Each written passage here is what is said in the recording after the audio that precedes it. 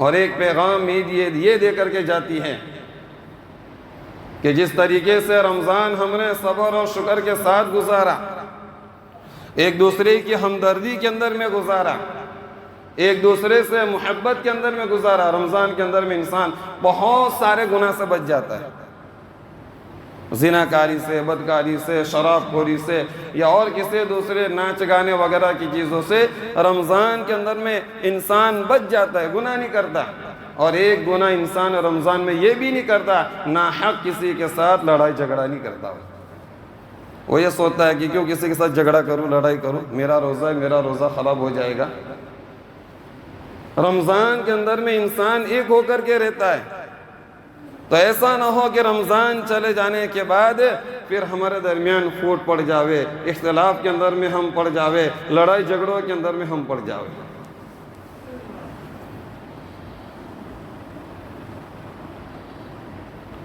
ہماری طاقت دو چیزوں کے اندر میں ہے، ایک تو ہمارا ایمان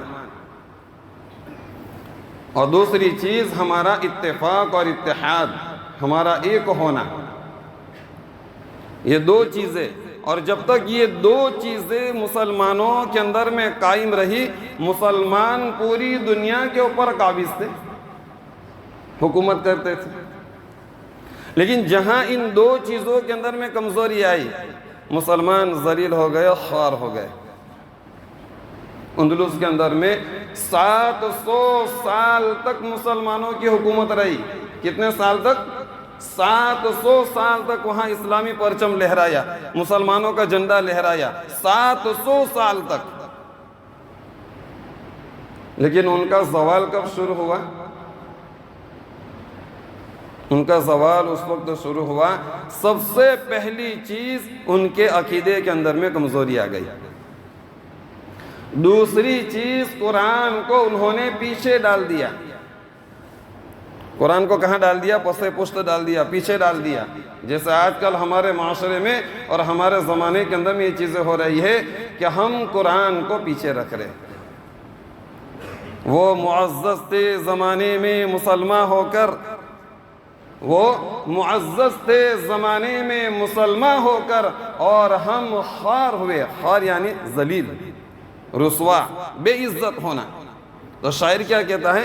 وہ معزز تھے زمانے میں مسلمان ہو کر، اور ہم خوار ہوئے تاریک قرآن ہو کر۔ تاریک قرآن کو چھوڑنا۔ مسلمانوں کو عزت ملی تھی اسلام کی وجہ سے ملی تھی، مال و دولت کی وجہ سے نہیں ملی تھی۔ کیا تھا اس زمانے میں صحابہ کرام رضی اللہ عنہم اجمعین کے پاس؟ پھٹے پرانے کپڑے تھے، دیکھنے کے اعتبار سے ایک دم ایسے لگ رہے تھے جیسے ایک دم غریب قسم کے آدمی ہو۔ لیکن اللہ نے ایسا رعب اور ایسا دبدبہ عطا فرمایا تھا کہ کابل کے اندر میں ایک ترکی بادشاہ کی حکومت تھی۔ حضرت امیر معاویہ کے زمانے کے اندر میں 10 لاکھ روپے ٹیکس دیتا تھا وہ بادشاہ۔ 10 لاکھ روپے ٹیکس حضرت امیر معاویہ رضی اللہ تعالیٰ عنہ کے زمانے کے اندر میں۔ کچھ عرصے کے بعد امیر معاویہ رضی اللہ تعالیٰ عنہ دنیا سے چلے گئے، اور کچھ عرصے کے بعد جب دوسرے رضا مسلمانوں کے اوپر قابض ہوئے، اور انہوں نے اپنے آدمی کو اس بادشاہ کے پاس بھیجا، ترکی بادشاہ کے پاس، کہ آپ ہر سال ہمیں ٹیکس دیتے ہیں، اس سال بھی ہمیں ٹیکس دو۔ تو بادشاہ نے کہا وہ پہلے جو لوگ آتے تھے وہ کہاں گئے؟ وہ ایک دم غریب قسم کے نظر آتے تھے، ان کے ایک دم دبلے پتلے، ان کے پیٹ کمر سے لگے ہوئے ہوتے تھے، ان کے کپڑوں کے اوپر پیون لگے ہوئے رہتے تھے، کہاں چلے گئے؟ اس سال کیوں نہیں آئے؟ تو اس نے کہا کہ وہ تو چلے گئے، اب وہ نہیں آئیں گے، وہ تو دنیا سے چلے گئے، ان کا تو انتقال ہو گیا، اب وہ نہیں آئیں گے، اب ہم آئیں گے۔ تو بادشاہ نے کہا چلے جاؤ یہاں سے، ہم ان سے ڈرتے تھے، ہم آپ جیسوں سے نہیں ڈرتے۔ حالانکہ یہ شان و شوکت والے تھے، اچھے لباس والے تھے۔ بادشاہ نے کہا اسی وقت یہاں سے چلے جاؤ، ہم ان سے ڈرتے تھے، ہم آپ سے نہیں ڈرتے۔ تو کون سی چیز تھی ان کے پاس؟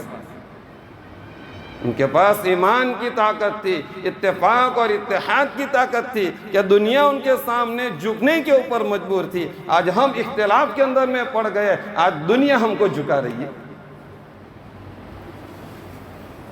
حضرت عمر رضی اللہ تعالیٰ عنہ کے زمانے میں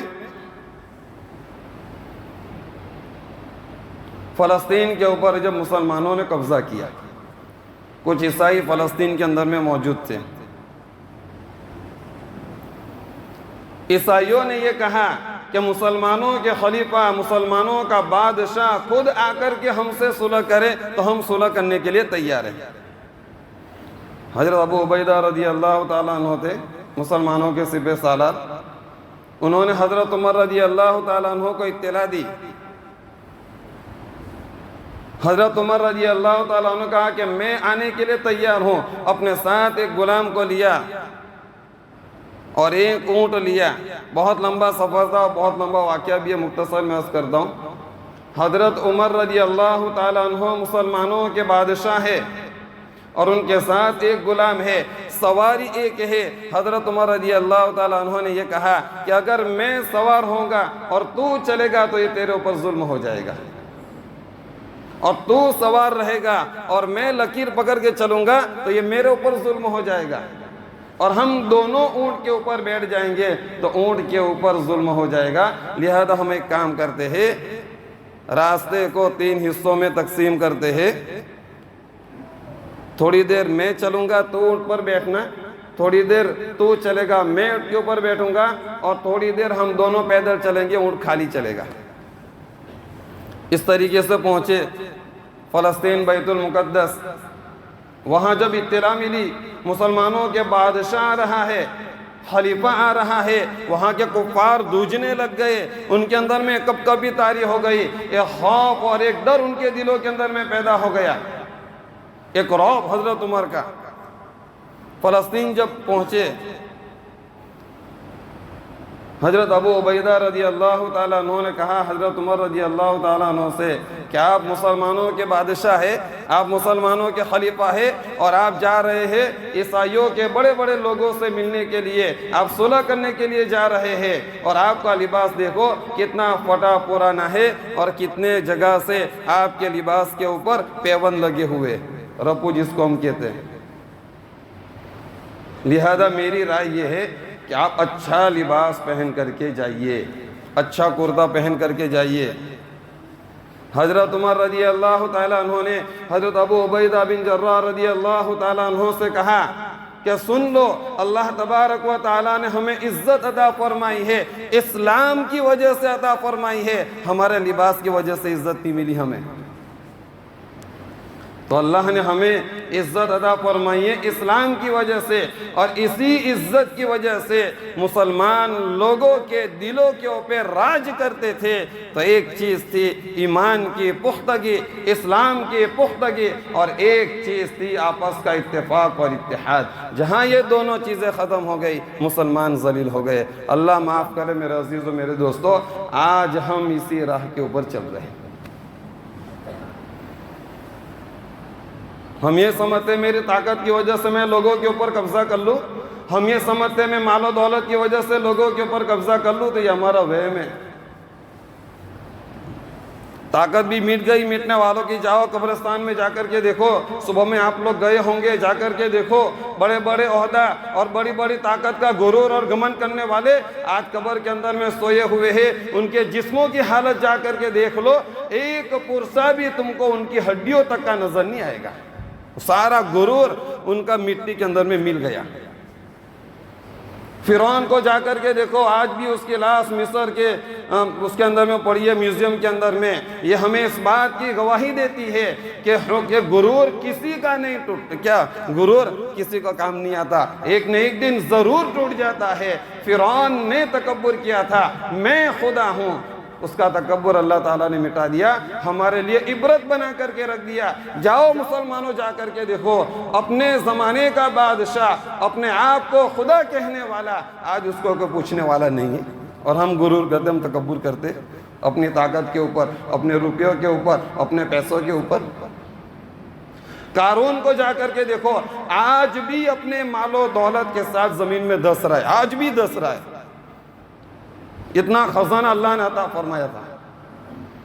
اس لیے میرے عزیزو، نہ دولت کام آئے گی، نہ طاقت کام آئے گی، کچھ کام نہیں آئے گا، اور دولت اور طاقت کی وجہ سے تم کسی کے دل میں عزت بنا بھی نہیں سکتے۔ یہ بھی سن لو، عزت ملے گی اسلام کے ذریعے سے ملے گی، عزت ملے گی ایمان کے ذریعے سے ملے گی، اور عزت ملے گی پیار اور محبت کے ذریعے سے ملے گی۔ کامیابی ملے گی محبت کے ذریعے سے ملے گی، اس کے علاوہ کبھی کامیابی مل نہیں سکتی میرے عزیز۔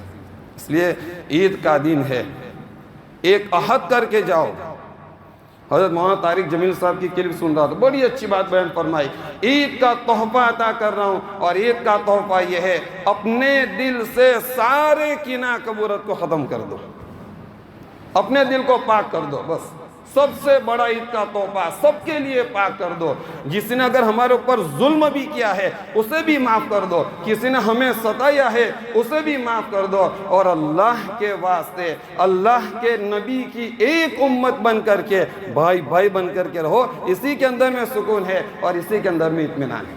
آج سے عہد کرو، جو معاملے پہلے ہو چکے ہو جائے، بھول جاؤ اسے، لیکن اللہ کے نبی نے ایک امت بنائی تھی، اللہ کے نبی نے ہمیں بھائی بھائی بنایا تھا۔ سب الگ خاندان کے تھے، سلمان فارسی فارس کے رہنے والے، بلال حبشہ کے رہنے والے، کوئی دوست کا رہنے والا، سب الگ الگ قبیلے تھے۔ اللہ کے نبی صلی اللہ علیہ وسلم نے بھائی بھائی بنایا تھا سب کو، اور کیسی اخوت عطا فرمائی تھی کہ ایک پیاسا مر رہا ہے لیکن اپنے بھائی سے پہلے پانی پینا گوارا نہیں کر رہا ہے۔ اور آج ہم ایک دوسرے سے بدلہ لینے لگ گئے، ہم ایک دوسرے کو تکلیف دینے والے بن گئے۔ کیا ہم اللہ کے نبی کے امتی ہے؟ اللہ کے نبی نے ہمیں یہ تعلیم دی تھی کہ ایک دوسرے کی کیا کرو، ٹانگ کھینچو، ایک دوسرے سے بدلہ لو، یہ تعلیم دی تھی اللہ کے نبی نے ہمیں۔ کیا ہم اس نبی کے امتی ہے جسے رحمت للعالمین کہا گیا؟ ہم اس نبی کے امتی جو دشمنوں کو گلے لگاتے تھے؟ لیکن آج افسوس ہمارے حال کے اوپر، ہم ایک دوسرے کی ٹانگ کھینچنے میں لگ گئے، ہم ایک دوسرے کو گرانے کے اندر میں لگ گئے، ہم ایک دوسرے کو مارنے کے اندر میں لگ گئے۔ یہ آج ہم مسلمانوں کی سب سے بڑی کمزوری ہے۔ اللہ معاف کرے میرے عزیزو، اگر نہیں سدھرنے میں سن لو، صاف کہتا ہوں، اللہ کے نبی کے منبر کے اوپر سے کہہ رہا ہوں، اگر اپنی حالت کے اوپر باز نہیں آئے، اللہ تعالیٰ غیروں کو مسلط کر دے گا کہ اب انہیں مارو، انہیں ختم کرو۔ عذاب آئے گا اللہ کا، سن لینا، یہ اللہ کے نبی کے منبر کے اوپر سے کہہ رہا ہوں۔ اللہ کے واسطے کینہ کدورت ختم کرو، لڑائی جھگڑے ختم کرو، اور پیار محبت سے رہو، اس کے اندر میں سکون ہے۔